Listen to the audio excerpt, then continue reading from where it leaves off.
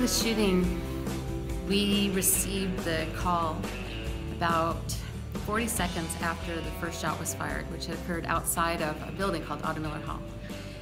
The first call came in to us from a faculty member who heard the shot and saw an individual get shot outside. So the dispatcher picks up the phone, and that's what I usually call our zero moment.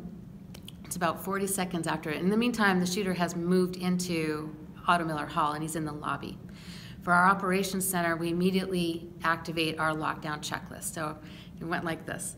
Dispatcher recognizes that there is a shooting incident occurring. She radioed all of the security officers and our office staff that there was a shooting at Otto Miller Hall.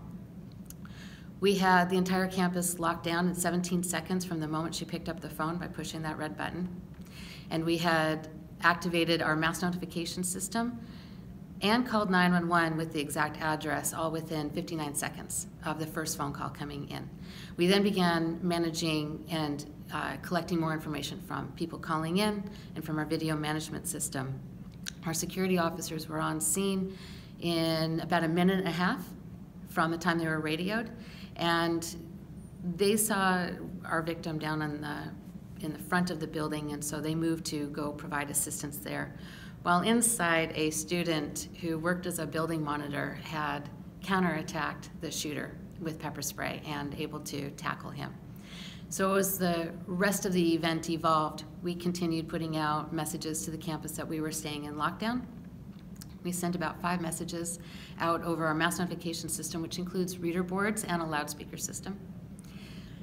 Managed the video of what was happening so we could understand how many shooters there were. We had pre-arranged with our precinct that they would send a lieutenant to our dispatch center, our SOC, so that lieutenant could have a direct line from what we were seeing from video out to the police officers responding to the scene as well.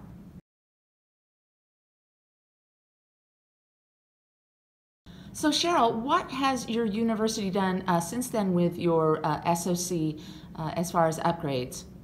Well, the upgrades that we did do, we like to call them enhancements. It had always been a part of our master plan to achieve full campus lockdown.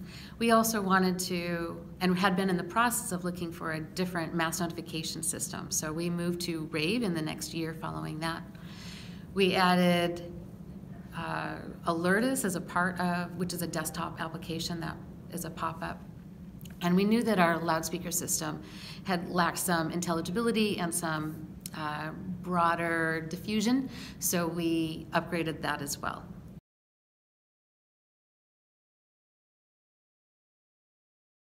So Cheryl, I'm really impressed with your SOC or EOC, and one thing that I think confounds a lot of people is the fact that you guys are such a small university, and yet you're able to have so much high-tech stuff.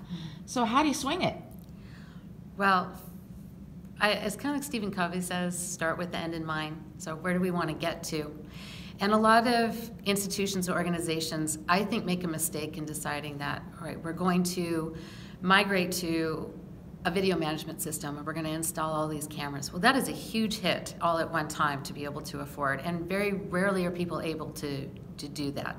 We took a different tact, and a couple benefits came out of that. One, we didn't ask for the $2 million up front in 2007 to convert everything. We asked for $100,000, $200,000 a year so that we can migrate it. And adding a little bit of cameras every year, adding a little bit of card access control so that we're expanding that system out. The benefit has to do with the maintenance. If you get a $2 million, here's the check, $2 million, go do what you need to do. Rarely do they put a plan into place for the deferred maintenance that's going to be required for upgrading the camera system. They degrade over time, or there are advancements made as well as far as new megapixels.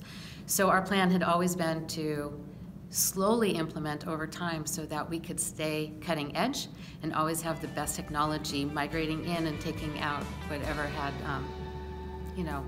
just started to fail or degrade over time.